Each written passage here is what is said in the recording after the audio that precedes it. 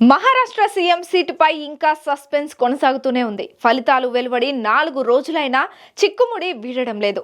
రేస్లో ముగ్గురు నేతలు, అగ్రనేతల మధ్య వాడి వేడి చర్చలు, కొలిక్కిరాని వ్యూహాలు. ఇలా మరాఠీ గడ్డపై ఆఫ్టర్ ఎలక్షన్స్ జరుగుతున్న పరిణామాలు యావత్ దేశ వ్యాప్తంగా హాట్ టాపిక్ అవుతున్నాయి. మరి ఈ చిక్కుముడి వీడెదెప్పుడు? సీఎం సీటుపై ఎన్నో ఆశలు పెట్టుకున్న షిండే ప్లాన్ ఏంటి? సీఎం ఎంపికలో అడ్డుపడుతున్నదెవరు? ఇటీవల జరిగిన మహారాష్ట్ర ఎన్నికలు దేశవ్యాప్తంగా బాగానే హైలైట్ అయ్యాయి. అసలే హాట్ గా సాగే మరాఠీ పాలిటిక్స్ ఎన్నికలతో మరింత హీట్ ఎక్కాయి.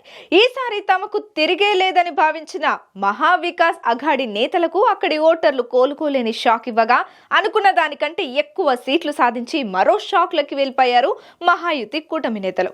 ఇకపోతే గెలిచిన మహాయుతి కూటమికి ఇప్పుడే అసలు సమస్య మొదలైంది. పెనం మీద నుంచి పొయ్యి మీద పడినట్లు సీఎం గా ఎవరిని నియమించాలనే దానిపై మల్లుగులాలు పడుతున్నారట అగ్రనేతలు.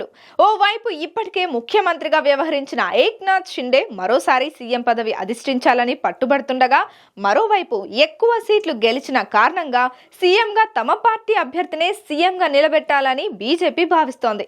దీంతో సీఎం సీటు మహాయుతి కూటమిలో మంటలు పుట్టిస్తోంది. అయితే పొత్తులో ఉన్నప్పటికీ ఇతర పార్టీలతో సంబంధం లేకుండా మెజారిటీ సీట్లు గెలిచినందున బీజేపీ నుంచి దేవేందర్ ఫడ్నవీస్ నే సీఎంగా ప్రకటిస్తారని రూమర్స్ గట్టిగానే వినిపించాయి.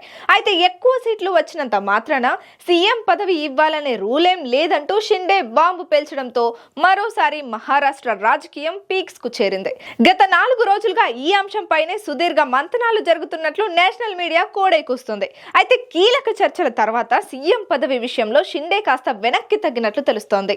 నూతన ముఖ్యమంత్రి ఎంపిక, ప్రభుత్వ ఏర్పాటు విషయంలో ప్రధాని మోదీ, అమిత్ షాల నిర్ణయమై ఫైనల్ అని ఆయన తాజాగా వ్యాఖ్యానించడంతో ఈ పొలిటికల్ హీట్ మరో టర్న్ తీసుకుంది.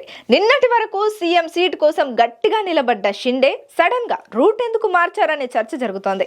ఈ నేపథ్యంలో ఆయన ప్లాన్ బిని అమలు చేస్తున్నారని, అందులో భాగంగానే సీఎం పదవి విషయంలో వెనక్కి తగ్గినట్లుగా గుసగుసలు వినిపిస్తున్నాయి. ఇంతకీ ఆ ప్లాన్ బి ఏమిటంటే, ఒకవేళ షిండేకు సీఎం పదవి దక్కకపోతే హోంశాఖ, అర్బన్ డెవలప్మెంట్ శాఖలను ఆయన కోరుతున్నారట.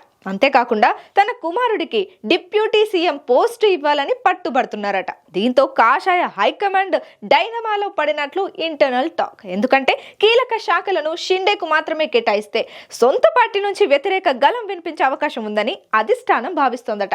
మరి ఈ చిక్కుముడిని కూటమి పెద్దలు ఎలా విప్పుతారనేది సస్పెన్స్ గా మారింది.